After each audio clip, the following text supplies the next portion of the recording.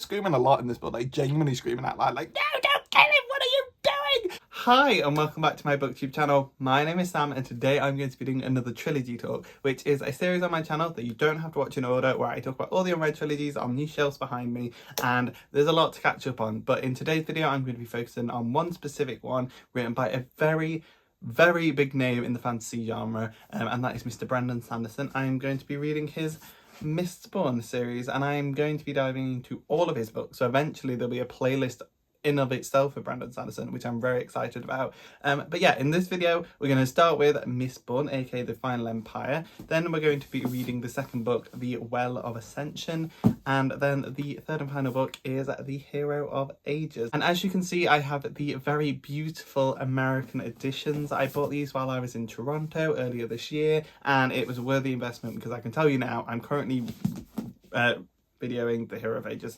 I love this trilogy. It's going to be a very much a hype video, so if you want negativity, it's not going to be here, because this trilogy is absolutely phenomenal. One of the best fantasy series I've read in a long time, and I can't wait to discuss it with you and break down the plot and all the amazing twists and stuff. So yeah, there is going to be spoilers in this video. My spoiler-free thought is go read these bloody books. If you've not read all three yet, go read them and then come back, or come back after each book.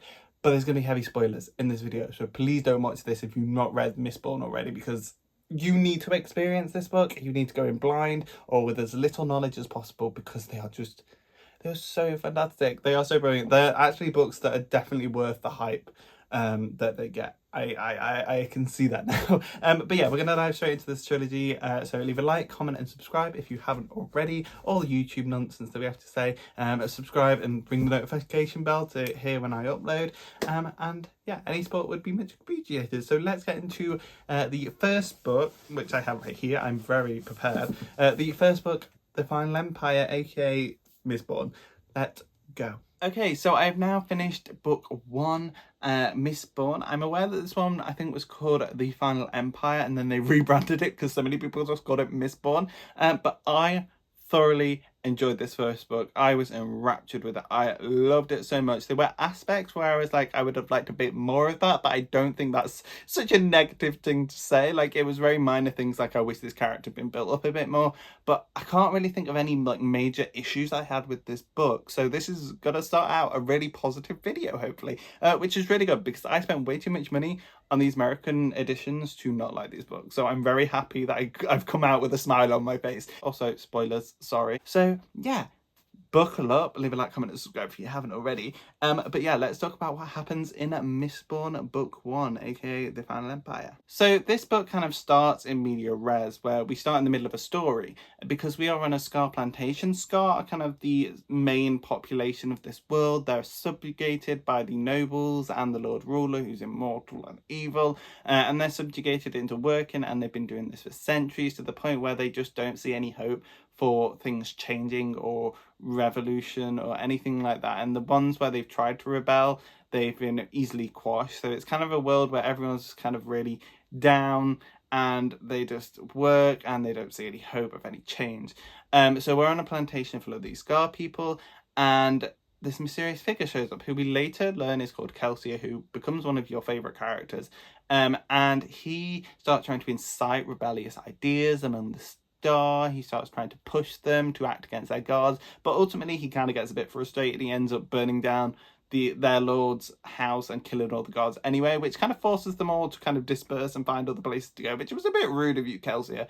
But I do think this is a brilliant start that immediately gets you hooked into the book. And I also think, with what we learn later on in the book, I'm jumping ahead a little bit here, but I think it's a really good setup for Kelsier and his dynamics, because we see that he is wanting to create a change. He cares about these people. He wants it to be better. But one of our other main characters points out that his relationship with this rebellion and wanting change is kind of more apparent with a child. It's not like as an equal. He doesn't see himself as equal with the Scar. He sees himself as above and having to change things. And I think this is a perfect demonstration of that straight off the bat, because we kind of see him, he's talking to them about the rebellion, but then he kind of goes above them and just does his own thing and then forces them to deal with the consequences. So I think it's such a great opening, not just for getting you hooked into the story, but then when you look back on it after learning more about Kelsier and how other people see him and his actions in this book, I think you look back on it and it clicks. It makes so much sense. So it's such a good moment. And Kelsier, oh my god, I loved him so much, and I'm so pissed about what happens to him later on. I'll get to that in a second.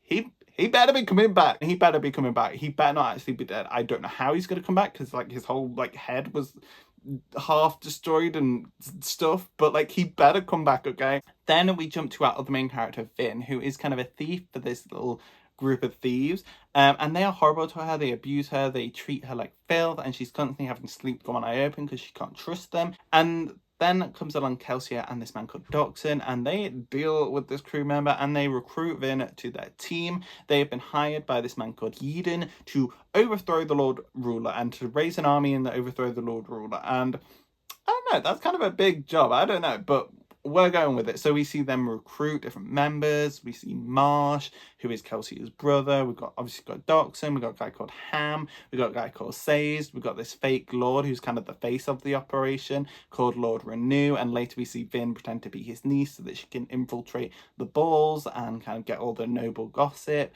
So we see the crew form, and then we start to see Kelsier train Vin, because we learn that Vin is a Mistborn, which basically means that she has control over metals and she can do all the different metals. So most people with allomancy can control one specific metal and specialize within one metal, and all these metals do different things. You've got ones that kind of hide the use of metals, you've got ones that give you like strength, you've got ones that help you like move quicker, all these different kind of things. And most people specialize in one, but if you're Mistborn, you get control of all of them.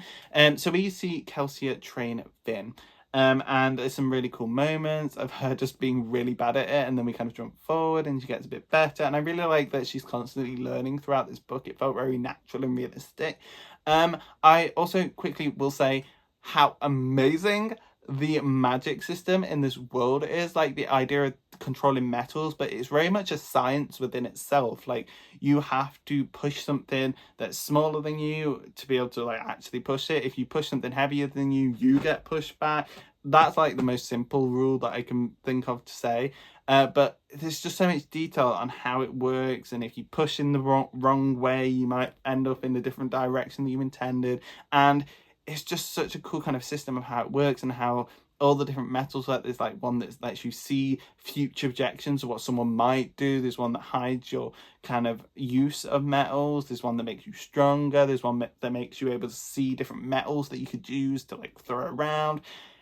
It's so freaking cool, and the way that Brandon Sanderson utilizes this within the fight scenes or just kind of general like spying and stuff, it feels so natural and so cool. We really love to see how this blends to kind of a live action or an animated series of I just want to see it in movement rather than just seeing it in my head. I want to see how it's like interpreted by other people, because I feel like it could look so freaking cool. But yeah, I just wanted to point out the magic system. It's so cool. Loved it. Kelsier is training Vin, but he also lets the other crew members train her in their specific fields as well. So we kind of see a natural progression of Vin learning her powers, and a bit later on we kind of learn that maybe she's a bit stronger than everyone else. So I like that it's not immediate like she's the best Mistborn that we've ever had. I feel like we're getting that gradually, like there's something behind Vin that makes her a little bit more powerful than other people, but we don't know anything about it yet, and we've not seen the full potential of it yet. So I'm very excited to see that in the later books as well.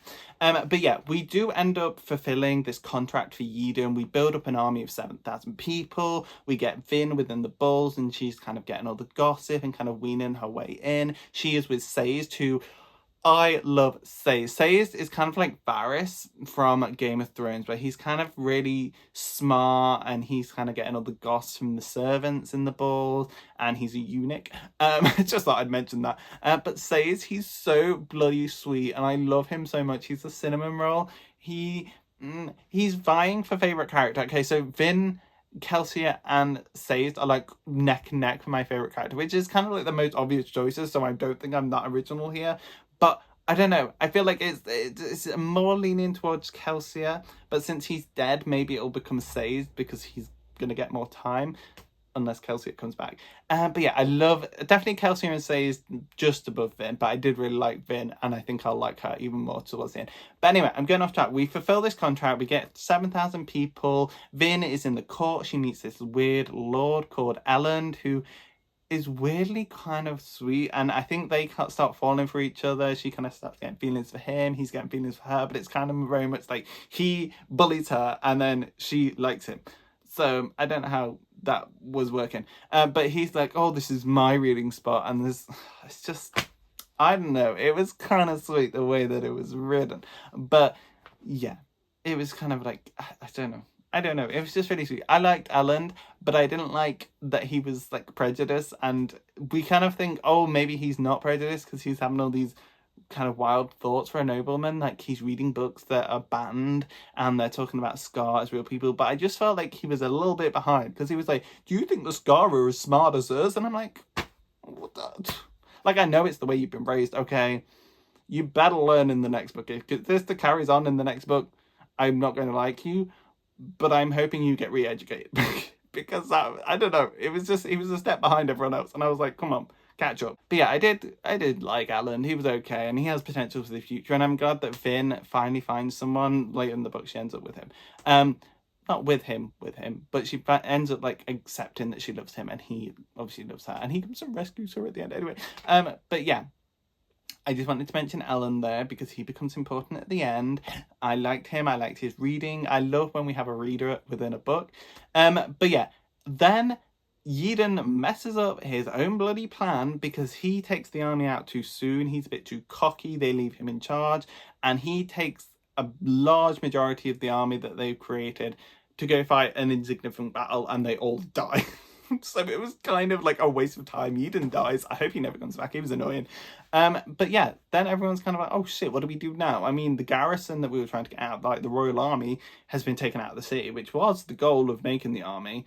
But we were also kind of hoping we could take out the pits. So he's kind of fucked us there. But yeah, everything kind of feels lost. There's like giant executions within the city and stuff. Marsh ends up, we think, dead, but he later comes back. But we think Marsh dies, and it's all just going to shit, okay? However, we start to build back, and we are like, actually, no, let's not let this kind of disparage us. We can still do this. We can still take out the Emperor. So we kind of start inciting the different noble houses to fight against each other, trying to drop little bits of gossip so they hate each other. There's a moment where someone tries to assassinate Ellen, and Vin goes and saves him, and then that kind of mirrors at the end when Ellen comes in to try and save Vin from the Lord Ruler, and I'm like, they are just made for each other. They keep trying to save each other. It's so cute. But yeah, they turn the houses against each other. Vin gets captured at one point, and we find out that there's these two groups of people that work for the government. So there's the Inquisitors, who have like these metal spikes in their eyes, and they are kind of allomancers, and they kind of are really intimidating. They're the one that hunt down our characters a lot of the time. And there are obligators, which is kind of the more bureaucratic group. There was a time where I couldn't tell the difference between them. I was struggling to like know the difference, but I think towards the end, when they had a little bit of infight in there, I kind of distinguished them well. So the Inquisitors are kind of like the people that hunt people down, and the obligators are people that are bureaucratic, and they were arguing over one wanted to have the other person's. I think the Inquisitors wanted to beat the bureaucrats, even though the Lord Ruler was like, I could use you better to hunt people down or whatever. I was a bit confused by that aspect. But Vin gets captured. We learn that the head Inquisitor is her dad. Then he dies, and the obligators get what they want or something. It was very confusing. I don't know. And then Sayes comes in clutch, and he rescues her, and he's all beaten. I was so worried. Okay, when they caught Sayes and they were like, we're going to talk to him in front of you, and that's how we're going to get the information out of you, I was like, oh my god, are they going to kill Sayes? They can't kill Sayes. They've just killed Kelsey, and they can't kill Sayes. He's my favourite character. Oh yeah. You saw me brush over it. I didn't want to mention it, but Kelsey dies.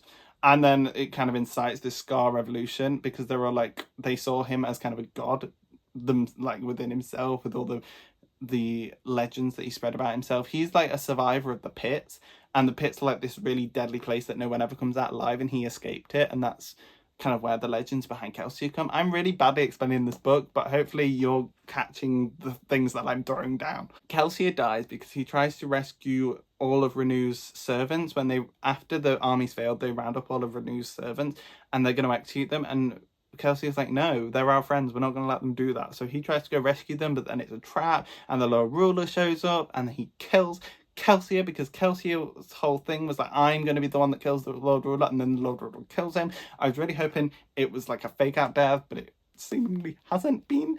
And then that incites all the Scar to be like, you know what, why are we letting this guy subjugate us? Like this survivor of Hathsin or whatever it was called, we need to fight for him. So yeah, Kelsey dies. Vin gets captured because she tries to go then take on the Lord Ruler, and she gets captured, and we see all the stuff, drama with the Obligators, the Inquisitors, and she gets thrown into a cell, and they bring in Sazed, or Says, whichever one you want to use, and he's butt naked, and they are going to torture him to get information out of Vin. And I am feeling very down at this time because I'm like, are they actually going to like kill Says? They've already killed Kelsey, they can't kill Says. But it genuinely, I felt hopeless in that moment. I was like, no, Brandon Sanderson is going to kill Says. But then Says uses his power because Says is a furochemist,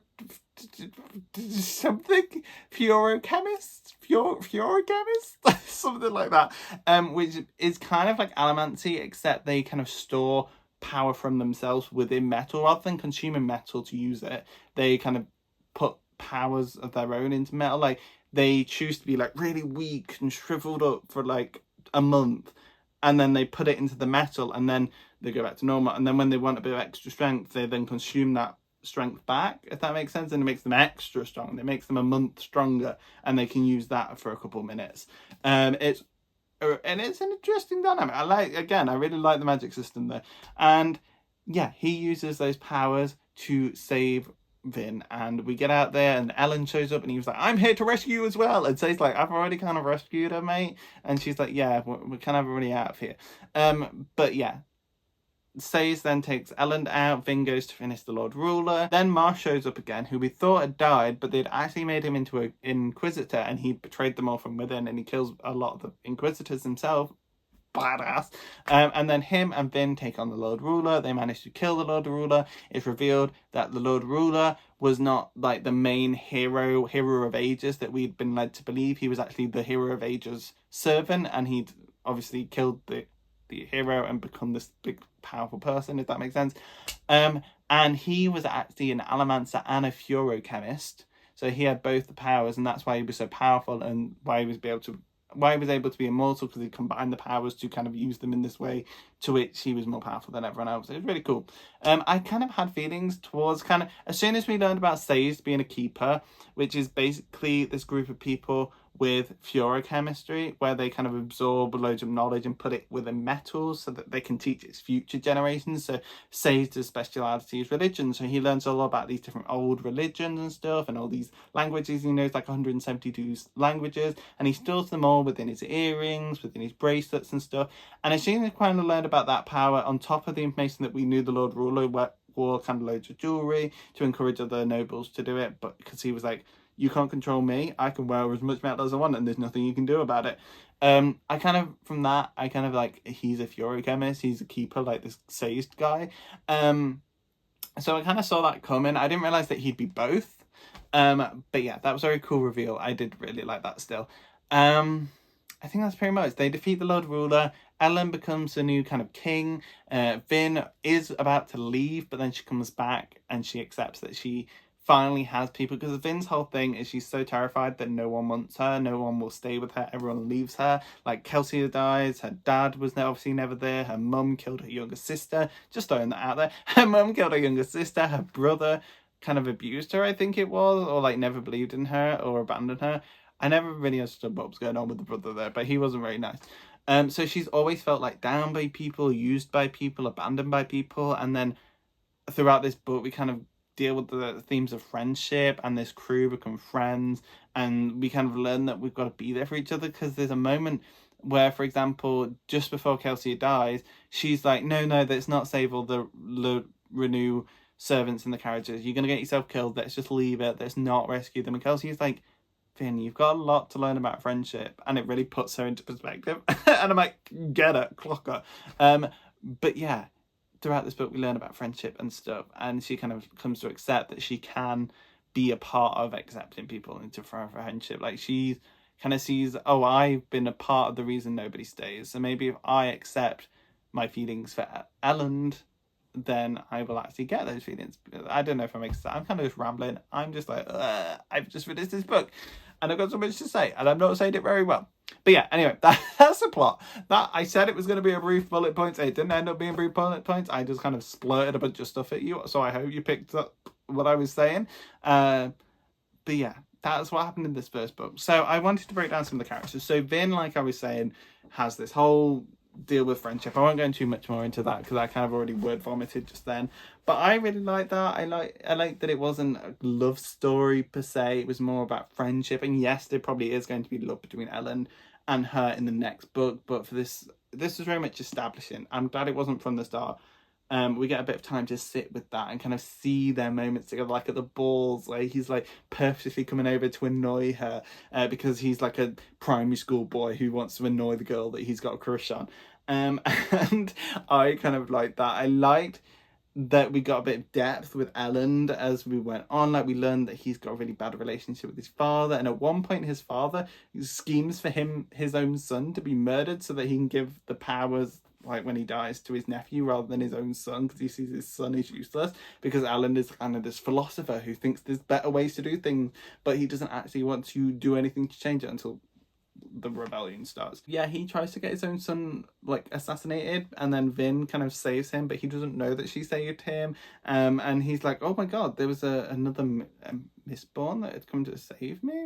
Suspicious. And I think when then he finds out that Vin is a Mistborn, he clocks it. He knows. I was gonna talk about Vin, and then I started talking about Elend.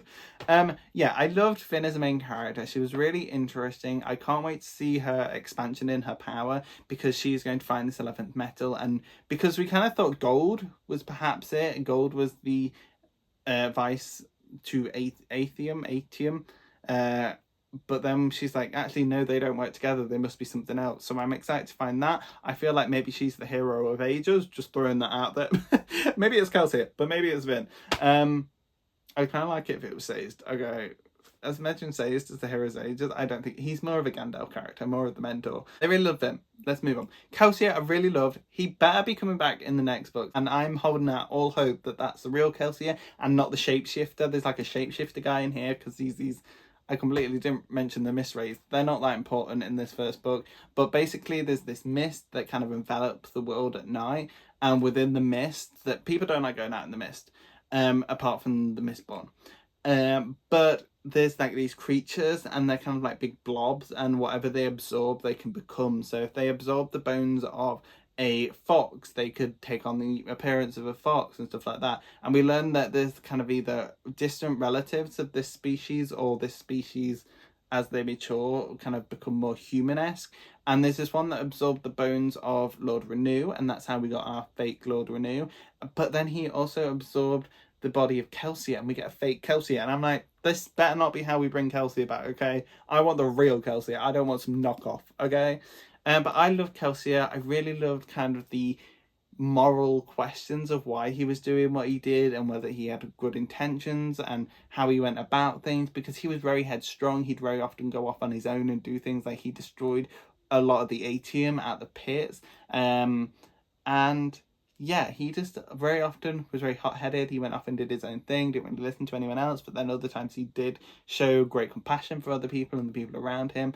I wish we'd got a bit more with him and Marsh. I never really felt that kind of sibling dynamic between the two of them. Like, we kept being told that they were brothers, but I never really felt that they were brothers. I think more so I would have believed if Doxon was his brother, if that makes sense. But yeah, I'd liked a bit more of that sibling dynamic, but it's too late, because Marsh is now an Inquisitor and Kelsier is seemingly dead. So that's not great. But I loved Kelsier, loved Vin. Sazed, what a brilliant character. I loved him so much. He was such a mentor. I loved kind of his kind of guidance to Vin and his support for Vin.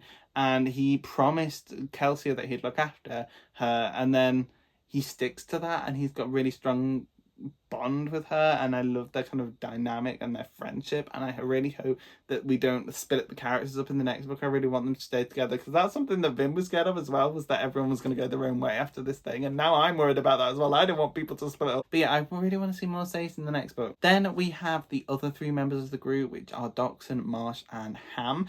Ham, couldn't tell you a thing about the man. I don't know who this Ham guy is. He kept getting mentioned at times, and he'd do things at times, but I don't know who Ham is.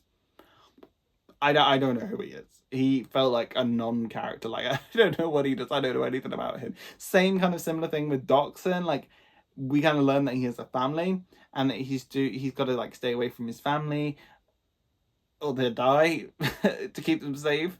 But like, other than that, I don't really know anything about Doxon. He hung out with Kelsey for a bit.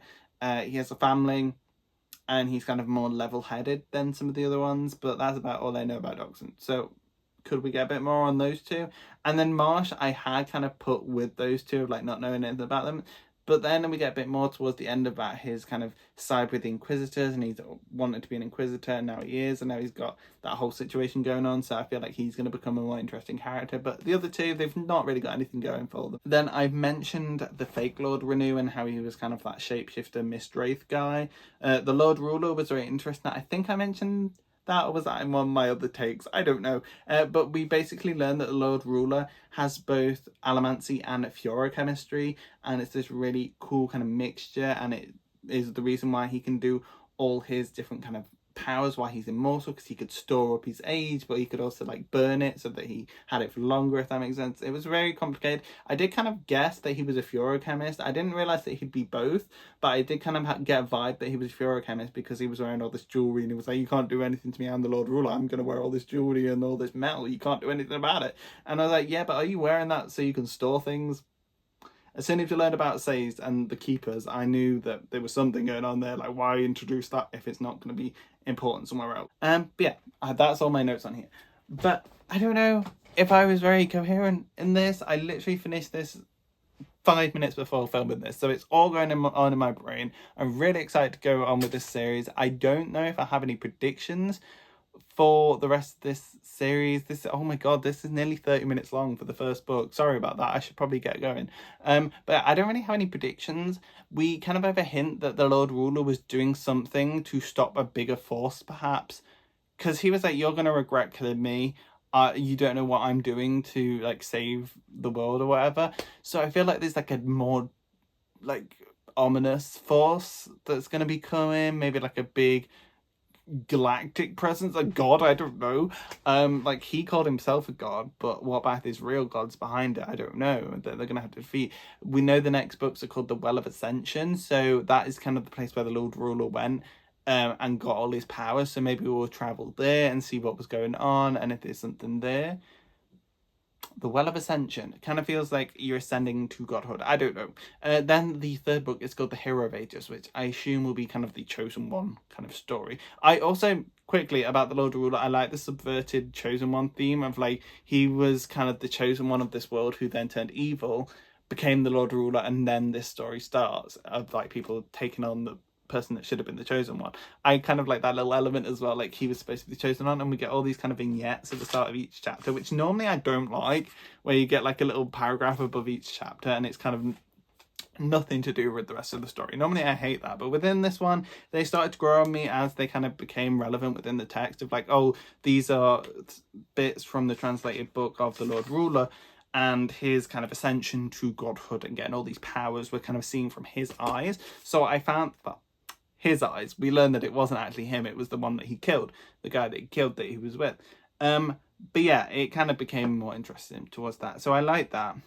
But we kind of learned that he was like the chosen one, and he'd gone to deal with this Well of Ascension and whatever forces behind that, and then he had the choice to destroy or save the world, and he chose to kind of destroy it and make it his own empire. Anyway, I should probably go. It's been 30 minutes, I'm so sorry. But yeah, really loved Mistborn.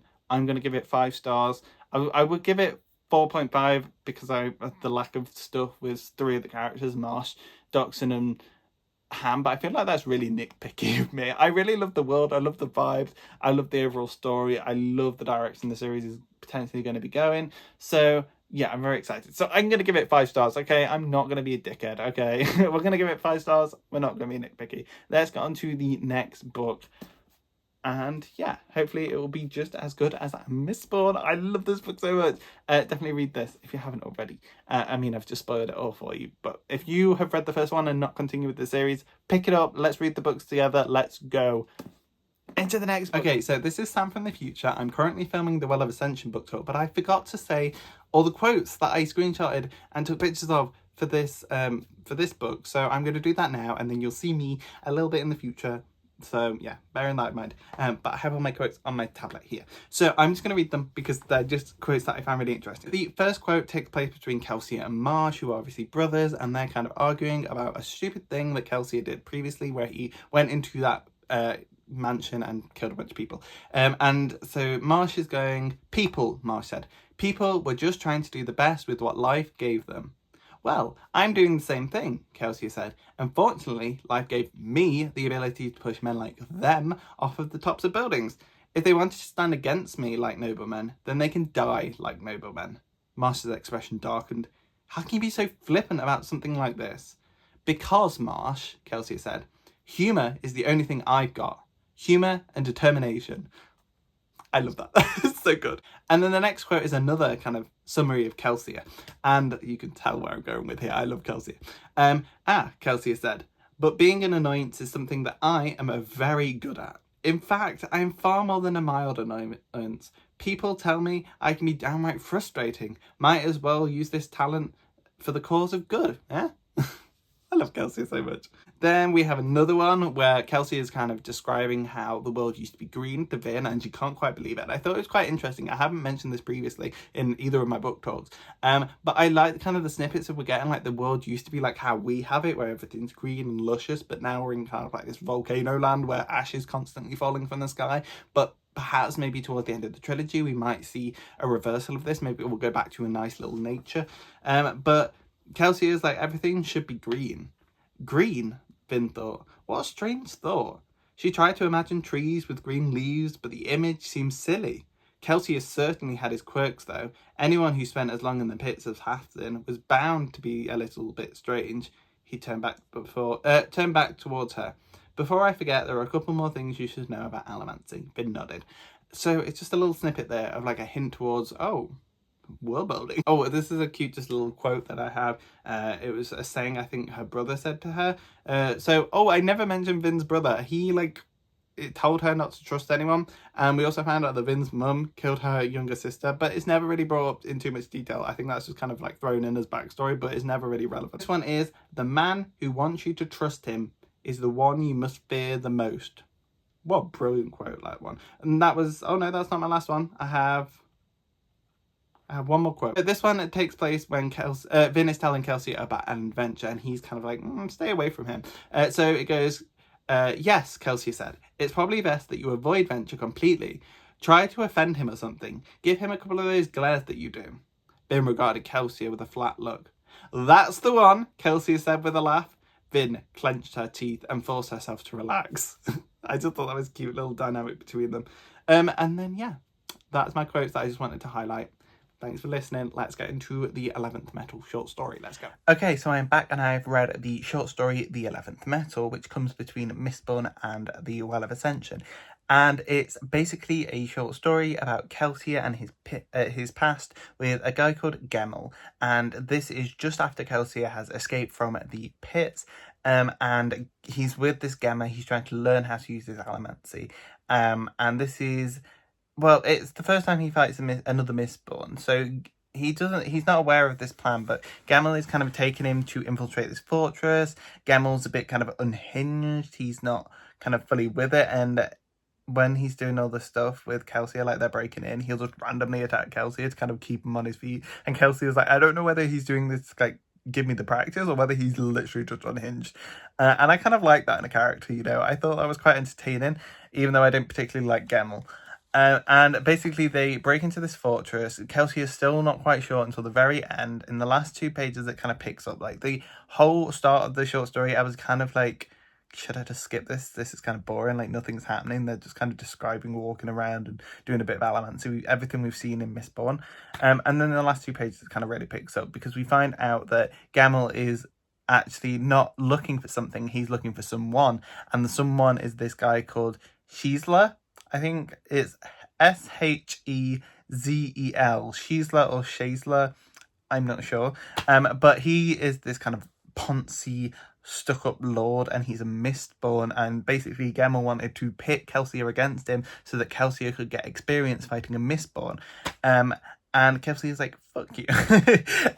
But no, there's like a cool little fight. Kelsier obviously overpowers him. We know that Kelsey's not going to die in this short story that takes place before Mistborn.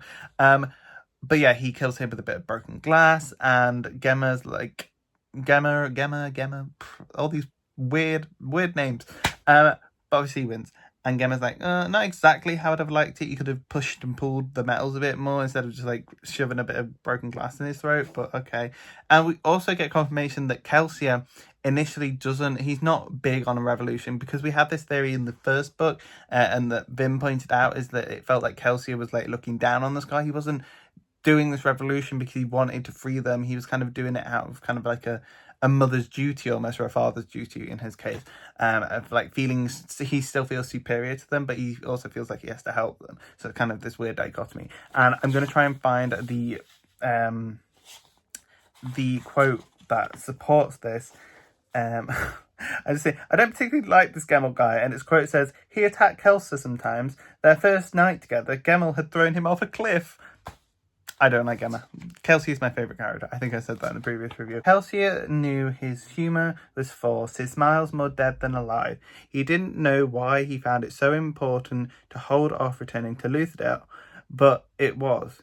He had exposed wounds, gaping holes in himself that had yet to heal over. He had to stay away.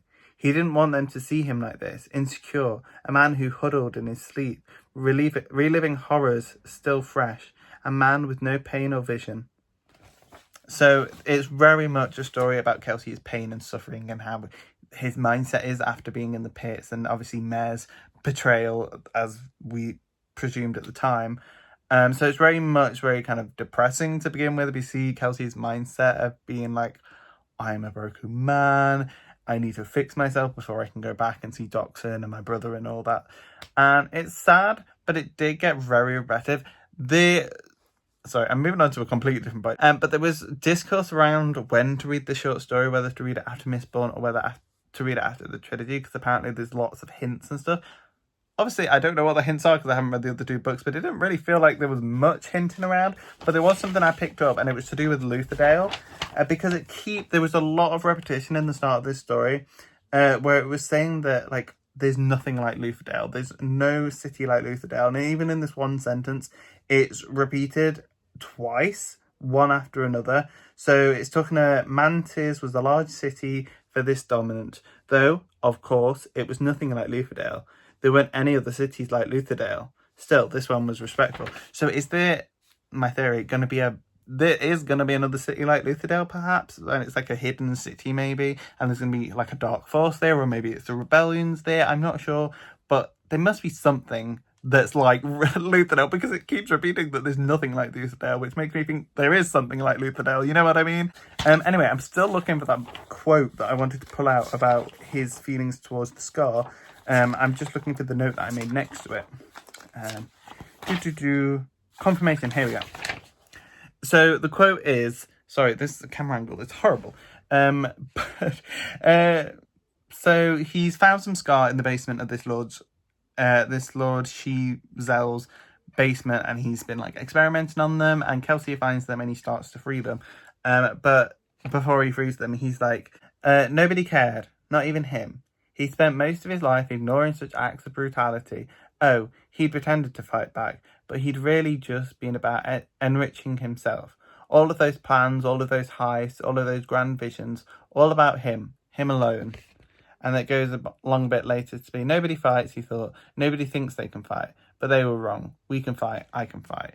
So you kind of get that hint of like, yeah, he doesn't have kind of the intrinsic good-natured will of like, I have to help the Scar because it's the right thing to do. It's more about enriching himself. So I'm wondering how much of that continues throughout Mistborn, and what kind of changed between the gap between Mistborn and this short story. Was there other development that did genuinely enrich that kind of need to help them, or is this the mindset that we're going to? Because we get to the end of the story and he is more of in a mindset, and he's like, it's like hinting like, oh, I have a plan, I've been thinking too small, now I need to think bigger, and by bigger he means he's going to kill the Lord Ruler, which I thought was kind of funny foreshadowing. I'm glad I caught up on that. But yeah, he goes, he'd been thinking too small. A plan began to bud, a plan he barely dared consider for its audacity, vengeance, and more. And we get hints, obviously, of the 11th Metal as well. They find a book after they killed Sheezel called, what was it called? Theories and Suppositions Regarding the Existence of the 11th Metal. And that kind of hints towards Kelsier uncovering the 11th Metal and what could be the mystery behind that. But just harping back to my previous point. So he says, anyone can die. Anyone. And a seed of plan began to form in his mind. And I'm like, that's the Lord Ruler plan. He's planning to kill the Lord Ruler. So yeah, it is. I can see there's definitely hints towards things. So I wonder what hints I'm missing, having not read the other two books. But I'm kind of yapping now. It's been like 7 minutes. So I think it's worth a read. And it's really nice to see Kelsier, obviously my favourite character. I think he could have done a bit more justice here. He was presented as being quite boring. Like, there was some humour in it, but it didn't really feel like Kelsier. But it made sense because obviously come out the bits. I'm not complaining that there wasn't enough humour. Okay, I understand why. I'm just a bit like, was the short story worth it? But yeah, that is about everything I want to say about the 11th Metal. So let's move on to the next book, which is the Well of Ascension, which I'm currently reading. I'm like 10 pages in. It's going good so far. But I need Kelsier back, okay? If this was the only Kelsier I get for the rest of this video, I'm going to be pissed, okay? Bring Kelsier back, please. Okay, so I'm back and I have now read book 2 in the Mistborn series, and my gosh, it only gets better. I'm absolutely in love with it. So let's just use my little Mistborn power to, there we go, the Well of Ascension. Now, another 5-star read. It was absolutely brilliant. There's so much character work in this book. It's so brilliant. We get new characters and they instantly become favourites. Like we have Tindwyl and Osur, and there's so many new creatures as well, like the Kolas, and it was just, I don't know what to say. It was absolutely brilliant. Now I know there's some kind of disagreement between the fans about this series where they don't like the second book because of the political driven focus of the narrative, but I really like the politics in this book. I thought it was really fun to see all the backstabbing and the manoeuvring and how these new laws that Alan has made were kind of manipulated or kind of used against him, and all the sieges that we got and the battles. There is a lot of action in this book as well, and I just thought it was brilliant. Like the character work, top tier, the action, top tier, the political plot where you just don't know what's happening and things keep you guessing and you constantly, you see, you just top tier. Everything was absolutely top tier. I can't even think of one like annoyance that I got in this book. Like even my previous disgruntlement in the previous book of like the side characters like Doxson and stuff not being fully developed, I was kind of like, they're kind of flat. In this book, we get even more from them and they just keep getting better and better, and I'm just like, let's keep it going. I can't wait to get to the third book. It's gonna be amazing. My overall thoughts on this book, absolutely brilliant. 5 stars, loved it. Go read it now because I'm about to break down the plot. So if you have not read it yet, we're going to talk about the plot. So you should go and read it and then come back. Okay, let's get into the plot. So in the Well of Ascension, we start off in a kind of a tricky predicament, and it never really gets better because we have now defeated the Lord Ruler. I say we, Vin defeated the Lord Ruler, and now there's kind of a power gap, and Ellen at the minute is assuming the role of being king, and he's creating all these new laws to try and make it fairer for the Scar to be involved as well, and to kind of take power away from the noblemen and not have it be a hierarchy as much. And he creates like a governing body where people can vote on the king and they can denounce the king. Probably a bad idea. We probably shouldn't have done that, as we see later on. But yeah, that's what's going on in Lutherdale. Everything's going well on the inside of the city, well enough as it could be after just defeating a centuries old ruler. But it's not going great outside of the city because Ellen's father has returned from being a little baby in the previous book and running away. He's now back and claiming that he wants to be the king and that they should let him in and he should be able to rule because he's a nobleman and he's the best nobleman.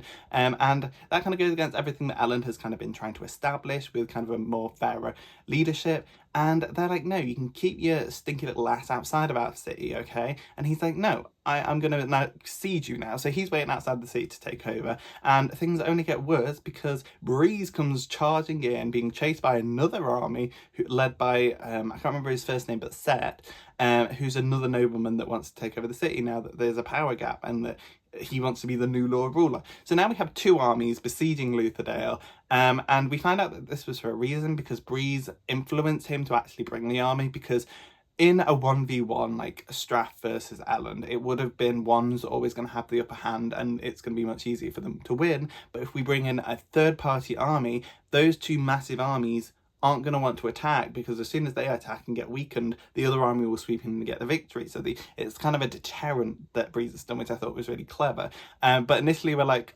okay, why is there another army approaching? Who's that person that's running towards us? But that's just kind of an instance of the interesting kind of politics that we're going to get into, of like setting people against each other. And we do try and have a plan where we kind of pretend to be friends with both the armies to try and play them off each other, but that immediately goes wrong because Straff is just so unhinged, and Straff has a Mistborn with him who is actually his illegitimate son, Zane, Ellen's brother, half brother I guess, and he's like talking to himself, he's crazy, and he has an obsession with Vin, and he constantly later in the book talks about her saving him, and there's like a hint towards him having a lump on his back, so I think maybe he had like cancer or some kind of disease or something like that was killing him, and he was expecting Vin to kind of pull it out of him or something like that. He kept going on about Vin saving him, but that's towards the end of the book, so we shouldn't get into that too much. But he has a crazy Mistborn who he tasks with killing Vin, because Straff is extremely scared of Vin after what she's done in the previous book. She's managed to kill this Lord Ruler who was seemingly immortal. She's got rid of him, so he's terrified of her, and he does not want to move it to Lutherdale while she is there. So he wants Zane to kill her or get her out of the way, but Zane is kind of like a cat and a mouse situation. He's just playing with Vin. He's seemingly training her. Like there's a moment where we see her taking out assassins that are trying to get to Ellen because everyone wants to kill Ellen, and he helps her in the last moment and kind of watches her from afar and then comes in and helps her and saves her. And it's a very weird situation with that, but we'll touch on that a bit more. So the general premise is the setup is the two armies besieging Lutherdale. We do take a quick glance with Sazed, who is, after the first book, he's gone back to his normal terraceman duties of kind of just researching and exploring and finding out what's happening in the world and storing it within his powers and his bracelets and his rings and stuff. And he comes across a lot of villagers where people are just hiding inside. They're not leaving their houses, and there's wild claims of there being mist out during the day, which is not a thing that's happened previously. Like the mist only comes at night, and it's normally fine for people to be scared of the mist because they're scared of what's in it. But now it is actually killing people, and we find this man who's hoveled up in his house with like a half-eaten corpse because he's been so scared to go out that he's resorted to eating the fellow people. And Sazed is like, what's going on? And he's like, the mist, it's killing people, it's like draining them, it's like killing them instantly. And we're like, okay, the mist has not done this before. So the mist in this book is hinted to be changing, and we connect this to the deepness of the prophecy between like the hero of ages was supposed to go to the Well of Ascension and reject the power to save the world, but then in the previous book we found out that the Lord Ruler had taken the power and that's why everything went to shit. So yeah, there's something going on with the mist. We perhaps start thinking that the deepness is the mist and the things in the mist. It's very interesting, and it's such a good kind of like hyperbolic way of showing us how scary the mist is, of like showing us how far this Scar man has been pushed to like literally cannibalism. And I really liked how Sazed was like, right, enough of this, and he got up, grabbed him, and then pulled him outside to be like, the mist isn't there anymore, go get your life back, man, okay, pull it together. I found that really hilarious, and Sazed really can't catch a break. Now again, I'm just going to repeat here, Sazed is the best character. Fight me in the comments. I absolutely adore him, and I'm just going to quickly say something about towards the end of the part, but I was so scared he was going to die multiple times in this book, okay? Hold in there. But he just can't catch a break, because on his way back from finding out the mist that are dangerous, and he's kind of like, I should probably go back and warn Vin maybe about this, and then he runs into another third army that's heading towards Lutherdale, and it's made up of these kind of like giant creatures, these giant blue creatures that kind of reminded me of the frost giants in the Marvel universe. That's what I kind of went to my brain. But they are heading to Lutherdale because one of Ellen's old kind of scholarly buddies is got control of them. He's bribing them to help him, and he wants to go take over Lutherdale as well. And Caesar comes across them and only manages to escape by the skin of his teeth. And yeah, they're like a really violent race. They're called the Kolos, and they grow really quickly. They age really quickly, and they are just violent. Like, they just will start killing another Kolos for no reason. Like, just like that. And we see that multiple times where someone's like talking to Kolos and he's like, actually, I'm gonna kill him. And they're like really violent creatures. So it's like a really big threat that they're heading towards Lutherdale. Then jumping back to Lutherdale, we see Vin, and she's dealing with those assassins that I mentioned before. Alongside her is her Candra of Sheeran, who is kind of a cousin of the mist wraiths, which are the creatures in the mist that kind of eat bones and kind of take on the form of whatever they eat the bones of.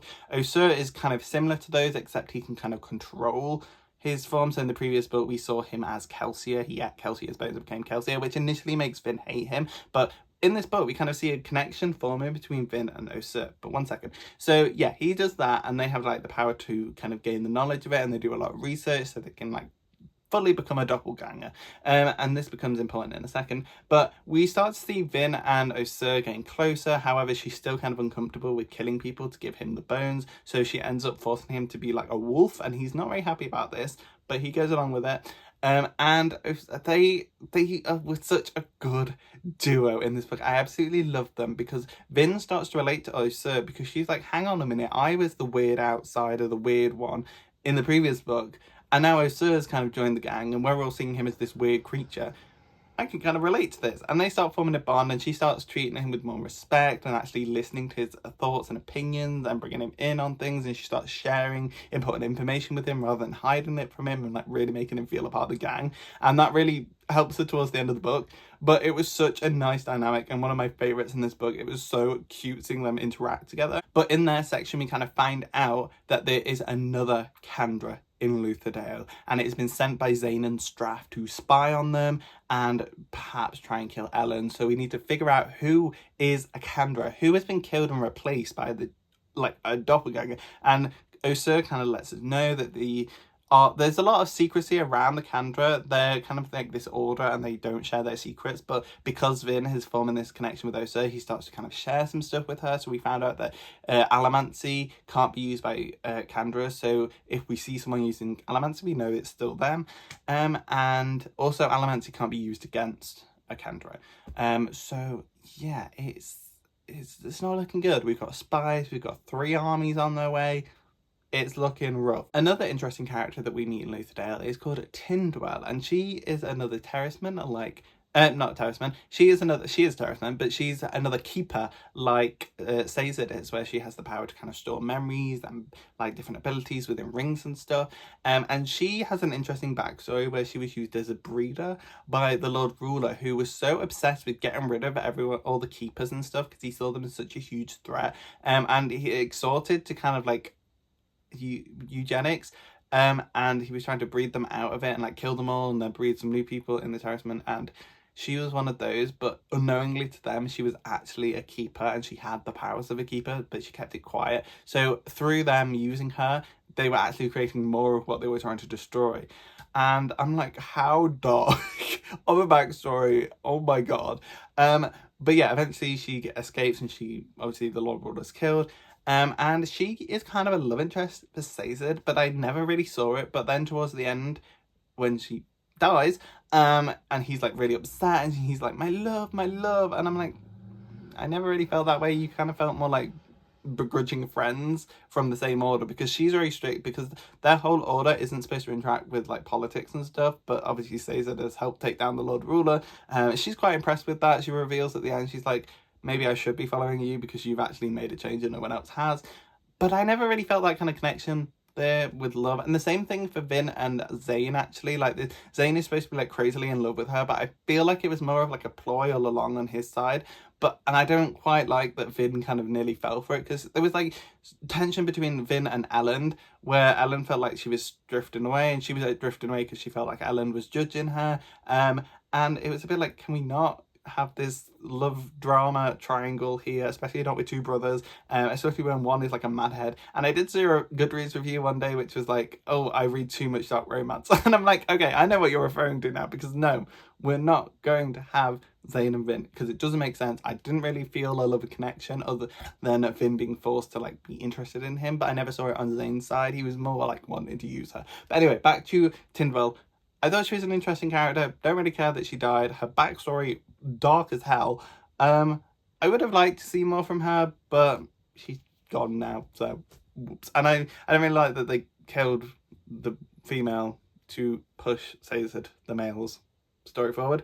But we'll move past that. So we are amidst the plot of trying to convince Strath and Set that we're on their side and trying to play them against each other, when all of a sudden Elend is voted out by the council that he created, and he's very noble, and we get a really interesting kind of perspective from Vin of like, Elend is someone that Kelsier would learn a lot from and strive to be, because Kelsier had to train himself to care about the scar and be a good person. He had to train and constantly get better at actually caring for making a good change, whereas Elend has it inherently within him, a curiosity and a motivation to be a good person and to help people. So that was an interesting connection there that Vin made between Kelsier and Elend, and I really liked it, and I did really grow to love Elend a lot more. I know people are uncertain about him, but I actually really enjoy his character, and I do find him annoyingly good. Like, he's just so honest to a bone, and I'm like, please, we're trying to get your throne back, can you stop being honest? But yeah, he's voted out, and we have this whole section of trying to get him back to being the king, trying to sway the vote. He aligns himself with the Scar and the Church of the Believer, Church of the Survivor, which is Kelsier.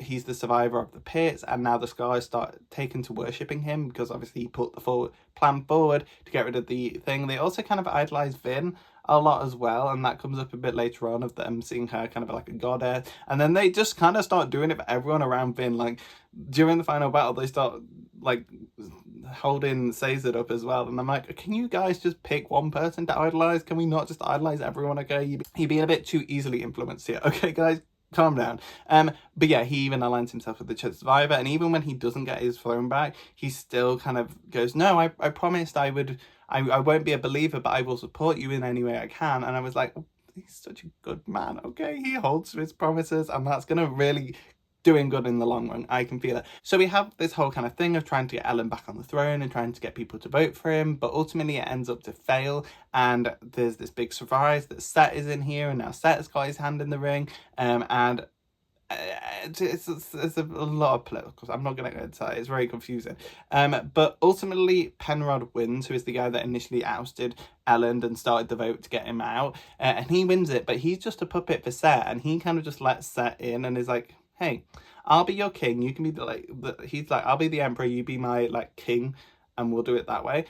So Set is allowed in the thing, and everything's not going to hell. Caesar eventually convinces Vin and Elend to leave Lutherdale, because he sees that things are getting worse, because the Kolos have arrived and they're outside as well, and everyone's like, oh shit, things are going down. So Caesar convinced Elend and Vin that the Well of Ascension is in the north, and if you really want to help Vin, because you might be the hero of ages, because she's starting to believe that she's the hero of ages with all this crazy stuff that she can do, he convinces them to leave. But before they can do this, Zayn finally takes his strike against her. He tries to convince her to come with him, and he goes, Elend doesn't love you, you can love me, blah blah blah blah, but she's not falling for it, and eventually she snaps out of this stupid love triangle that was happening, and she kills Zayn using Oshiran, who is revealed. So the spy that we were looking for this whole time, we thought maybe it was Dox, and we thought maybe it was this other guy, it turned out to be Oshiran, who is actually called Tenzun, what's his name? His name is Tenzun, and he is not the Kandra that we had in the previous book. He is Zayn's Kandra,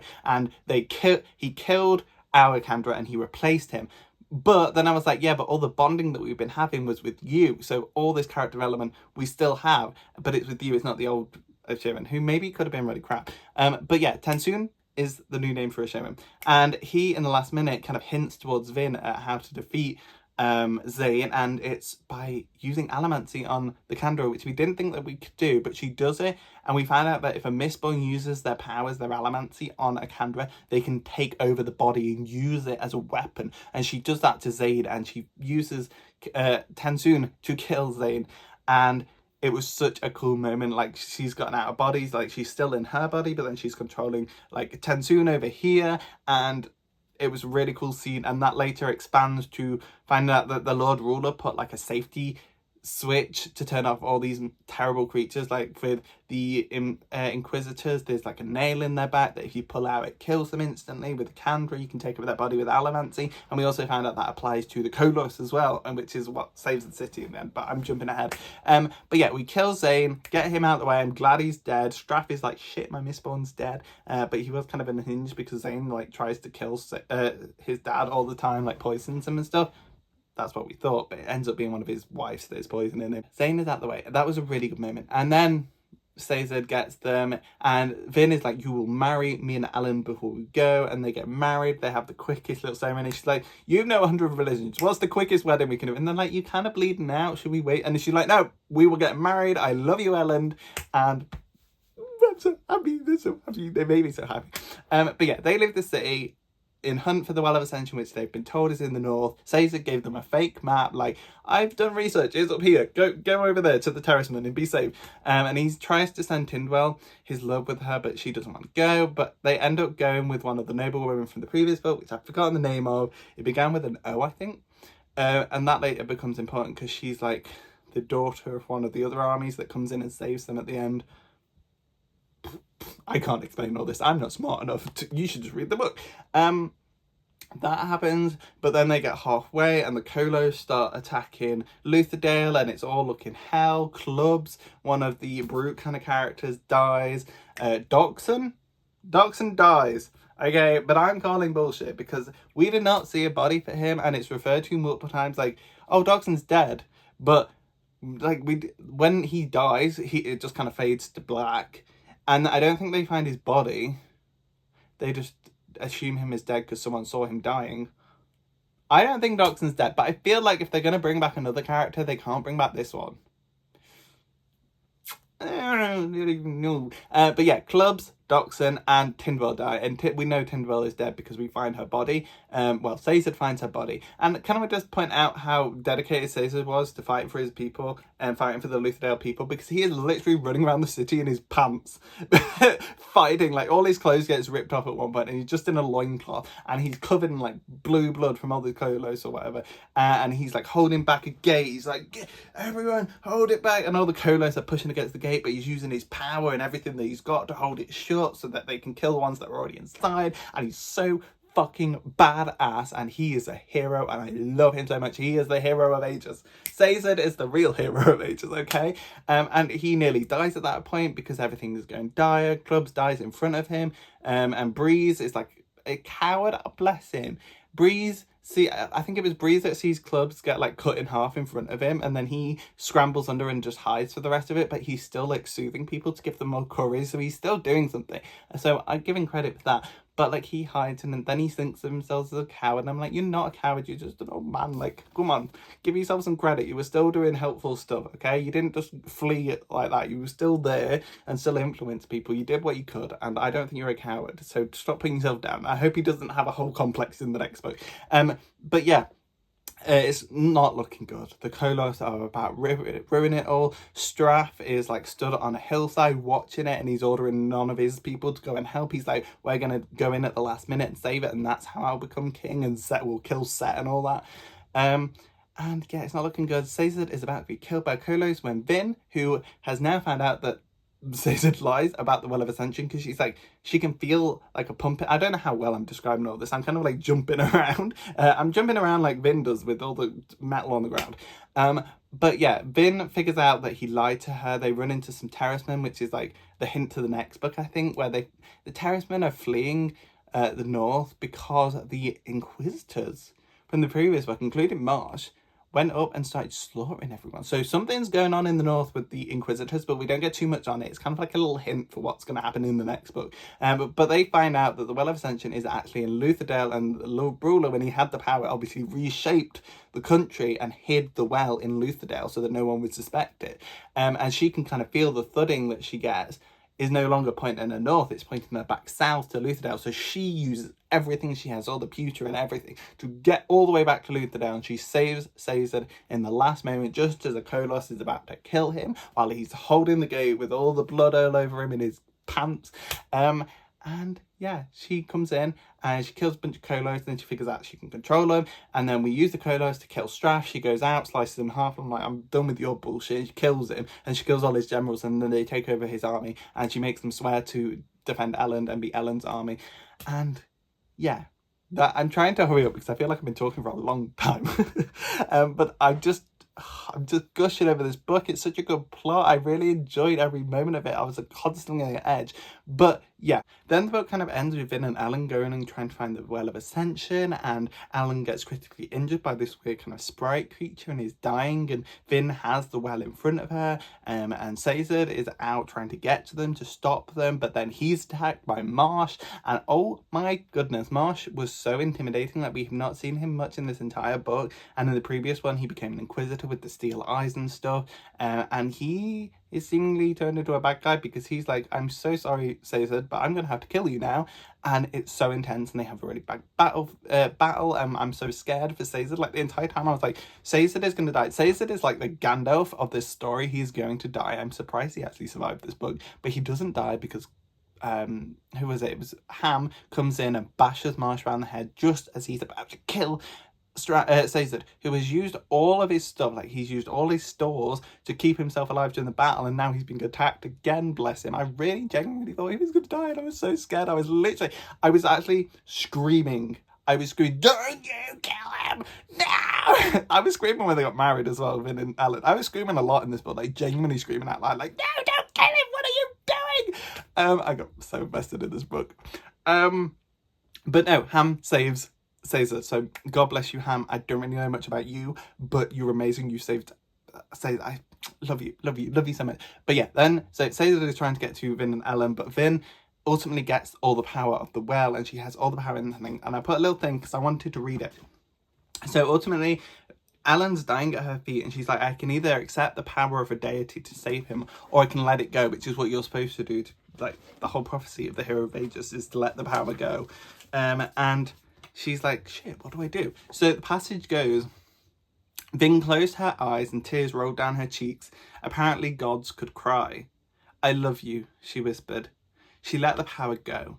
She held the capacity to become a deity in her hands, and she gave it away, releasing it to the waiting void. She gave up Elend, because she knew that was what he wanted. The cavern immediately began to shake. Vin cried out as the flaring power within her was ripped away, soaking up greedily by the void. She screamed, her glow fading, then fell to the now empty pool, head knocking against the rocks. The cavern continued to shake, dust and chips falling from the ceiling, and then, in a moment of surreal clarity, Vin heard a single, distinct sentence ringing in her mind. I am free. What have you done? Vin, what? So the power maybe is the bad guy, because we kind of just let it go. Maybe we weren't supposed to let it go, because that didn't sound good. I am free. Who is free? Okay. The deepness, are you free? Like, that did not sound good. But like, that whole kind of writing around that was so cool. Like, I had the power to become a deity in my hands. I'm like, brilliant, absolutely brilliant. I saw like a podcast of people talking about Brandon Sanderson's writing not being flowery enough. Like, it's very like, they compared it to being a plain chip, and I'm like, did you not just hear that? Like, I know it's not the most poetic writing ever, but like, there's still some really banging lines in here, and the character work, his world doesn't need flowery writing. Okay, it's good enough. Like, it's too good to need all that. But yeah, I just wanted to read that quote. I have some quotes from the previous book I might jump in and talk about in a minute. But yeah, I thought that was absolutely brilliant, and it was so good. But yeah, that is basically this book, and I loved it so much. I'm going to stop talking because I think my camera is about to overheat. But I hope you can tell how much I love this book. I'm gushing about it. Now I've talked through the part, I think I did like it more than the first book, because the first book I thoroughly enjoyed. Like, it was so good, and I'm so happy to be going back into fantasy, but I was not screaming at the page like I was with this one. Like, I was literally screaming, like, ah! on like the entire time so many things were happening. I thoroughly enjoyed this book so bloody much, and I'm so happy that Brandon Sanderson has like 1 million books, because I'm going to devour them all if they're all this good. But yeah, oh, I'm going to mention, I had to cut something out of my previous book talk about the first book, because I found out that it was actually just a spoiler. And I thought it was just something that we were supposed to know going in, that a certain person was going to do a certain thing. Apparently not. Apparently I'm not supposed to know that. So I'm going to cut it out the previous discussion, because I don't want to spoil you with that, because it's towards the later end of the series. Oops, I spoiled myself. Oopsie daisy. But I didn't spoil myself, someone else told me. But yeah, the Well of Ascension, 5 stars, absolutely brilliant. I'm actually just going to dive into some quotes from the previous book real quickly, because I didn't do it before, but I'll cut it and add it to the end of that. You're going to see this after I've already done this, so time warp. I'd be telling you that I'm going to do it, but you've already watched it. Woo! There's also a quote that I meant to mention in this Well of Ascension discussion that I kind of forgot. So here it is. And it's between Caesar and Tindwell are having a conversation, then Ellen comes in. So it goes, "Ellen," Tindwell said, her voice laced with the typical undercurrent of displeasure. "What is your purpose in bothering us? You have already proven your incompetence quite soundly. I see no reason for further discussion." Savage. "This is still my home," Tindwell, Ellen replies. "Insult me again, and you will find yourself ejected from the premises." Tindwell raised an eyebrow. Caesar paled. "Lord Venture," he said quickly. "I don't think Tindwell meant to—" "It's all right," Caesar, Ellen said, raising a hand. "She was merely testing to see if I would revert back to my previous state of instability." Tindwell shrugged. "I've heard your reports of moping through the palace hallways like a lost child." "Those reports are true," Ellen said, "but that does not mean my pride is completely gone." I thought that was so cute. But yeah, anyway, let's get into the next book, Hero of Ages, which I'm going to start right now. I'm so excited to read this one. I'm so excited. Let's go. Okay, so you have now caught up with present day Sam, and I'm going to be talking about the third and final book in this trilogy and this video. And yeah, I can't wait to dive in to talking about the Hero of Ages, because wow, what a phenomenal ending. Normally I'm one that doesn't like the final book in series or trilogies, not on purpose. I just tend to not find them very satisfying. But this one left me gobsmacked. It gave so many answers, and they were so rich in detail that it actually felt fulfilling. But there's also so many questions going forward in the world of Brandon Sanderson that he's now creating. And I can't wait to go along the journey with yourselves in exploring the rest of his work. But for now, let's talk about the Hero of Ages, because wow, what a freaking ending. We'll get to it. But wow, just wow. And if you have not read this yet, please don't watch this. Spoilers. Please go and finish it if you haven't already, and you've been spoiled for the other ones. At least, come on, read this one for me, please. But yeah, let's dive straight into what happens in the Hero of Ages. Okay, so the Hero of Ages takes place roughly a year after the previous books, and the world is not looking great. It's becoming a more dire situation, and our gang are trying to save as many lives as they can and kind of consolidate the population into a more defensible position in Luthadel, where we can grow more crops and keep people protected. Because the mists are getting thicker and longer and more deadly, the ash is getting thicker and there's more of it. It's building up everywhere. The landscape is really just turning into a grey, sludgy, desolate wasteland. And yeah, we need to get everyone together so we can survive this coming end whilst we try and figure out how to get the Hero of Ages to save the world. So we see our characters split into 2 different groups, because basically we are on the hunt for the Lord Ruler's old kind of bunkers, where he's stored lots of materials, lots of metal and food and different kind of resources. There's also like weird plaques with weird clues on them, which become very important later on. And basically they need all the resources they can get so they can get it back to Luthadel and keep people alive during this kind of tumultuous time of like the world ending, until the Hero of Ages can be found and can reshape the world and make it better again, like the Lord Ruler kind of reshaped it to make it worse. And yeah, it's a very dire situation. We see opposition on both sides of this kind of spectrum of hating nobility and praising Lord Ruler and wanting him back. And it gets intense. So we see our main characters split up. We have Ellen and Vin lead an army and the Kolos to a city called Cadrex City, led by a man called Yeoman, who later turns out to be a very intimidating minor villain. He's very cool in the sense that I was intimidated by him. Like, he felt genuinely scary. He felt very unhinged. You can quite tell if he was like gonna do what he was gonna do. Like, you can really see what he was gonna do. And he does get an upper hand at one point. He does capture Vin at one point, and it's like, oh shit, things are gonna go down. Like, he was very smart, and I really liked his character. He felt a bit like Littlefinger in Game of Thrones. And so they are dealing with him, and he's very much pro Lord Ruler and like the way things were, and he's very extreme with that. And then on the other side, we have Caesar and Breeze and Ham are all going to this place called Urtu, I didn't know how to say it, which is led by a man called the Citizen, aka Quellion, and he is very anti-nobleman. He's been leading kind of executions where if you are even slightly related to a nobleman or have affiliation with a nobleman, they will chuck you into a burning building and let you die, and it's like these public executions by fire. And it's very extreme, and we see that the progression of it just keeps going. Even like it goes from the noble people to the people that were slightly related to the noble people to the people that had anything to do with the noble people, and it just gets more extreme and more extreme with that kind of situation as it is.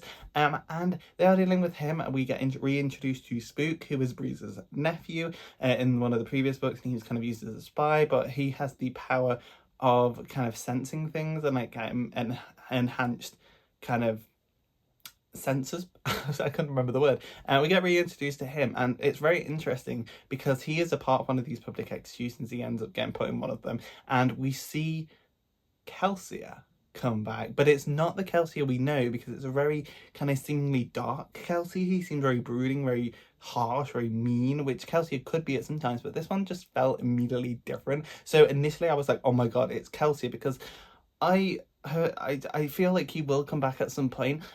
And then I was like, is this going to be the point where he's going to come back? Because he's such a big character. I don't see him just staying dead. I feel like we're going to get him back at some point. But yeah, we saw him and I was like, is this where he's going to come back? But then I was like, this doesn't feel like Kelsier. And he grants Spook pewter power, so that he has 2 elementic powers, which has never been seen before. And it's a bit like, how did he grant this power? Like, Kelsier's and Mistborn for sure, but like Mistborn can't give people powers, so that was immediately like a red flag. And he gets pewter, and Spook is kind of the new Kelsier within this kind of this Urtu place, and they see him as the guy that survived the flames. Well, they don't say the man that survived the flames, the survivor of the flames, and he's like the new Kelsier, and they all look up to him, and he starts to lead the rebellion against the civilian, and that's kind of that side of the story. So I may as well keep going with their little plot line and get that wrapped up. So basically we see kind of a resistance. They find the cache, and it's got all the water in it, because we learn that this city is built around canals, but all the canals are dry and they've kind of been turned into roads at this point.